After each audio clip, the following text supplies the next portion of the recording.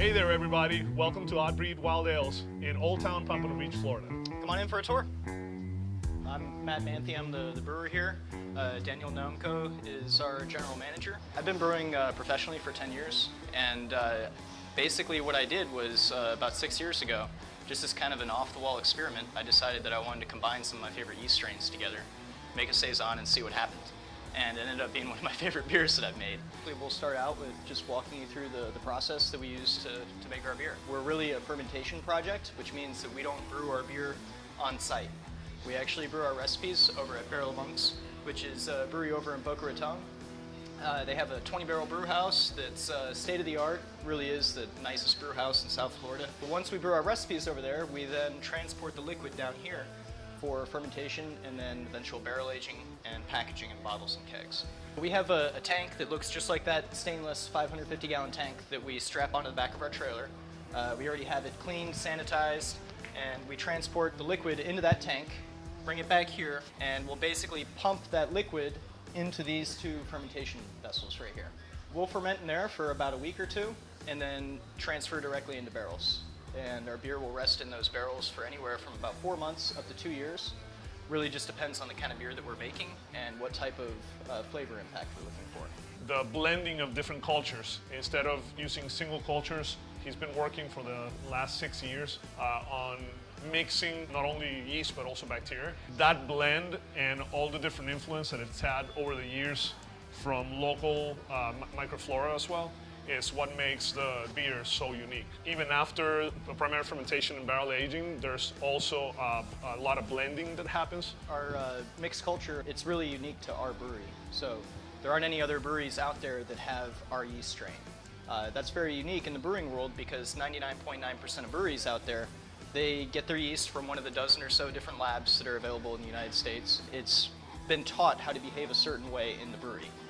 Our yeast is different. We only harvest our yeast, our bacteria, off of beers that we're happy with. So that has really given us our own identity, I would say, with our flavor profile, and it's really where one of our slogans, flavor from fermentation, comes into play. There is a big growth in the market for fruited beers. We work on getting fruit from local farmers. We just recently picked up about 800 and change pounds of peaches. The fruit was treated in a way so that there's some carryover of potential yeast that lives on the skin of these fruits.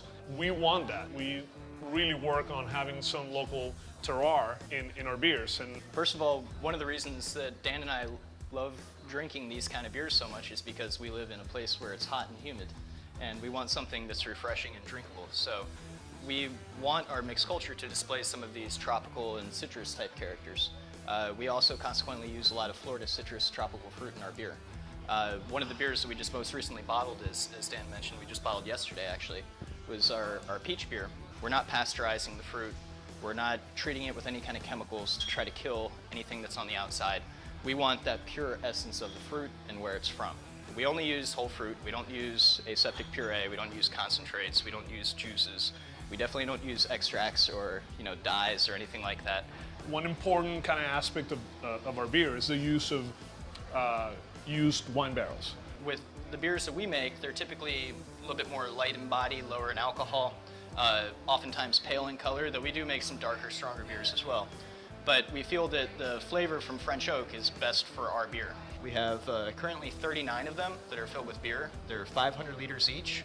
That's 132 gallons. From the barrel, after he's created the blend that he wants, the beer will make it into that tank, and it's right behind you guys. We use this tank to package off of.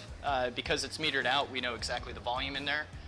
We need to know the volume in that tank so that we know how much sugar and yeast we need to add to the beer for bottle conditioning. We seal our bottles with a 100% natural cork and then a crown cap. Once the bottles are filled, the beer's completely flat, and the sugar is what's going to make it continue fermenting inside the bottle, creating CO2 that then mixes into the beer and hence, makes the beer carbonated. We age the beer on its side for a few reasons, actually. One, and the most important reason, is that the beer will condition, it will re-ferment differently on its side than it will upright.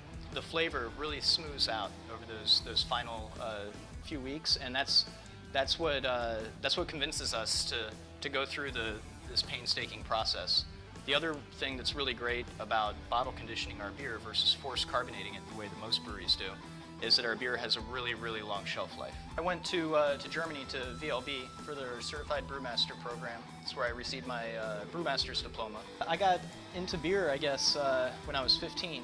So we had fun. You've seen our brewery, you've seen what we do. Thank you for coming, and you can check out our website, oddbreed.com. You can not only learn a little more about what we do, who we are, but you can also pick up some bottles. We hope to see your faces down here.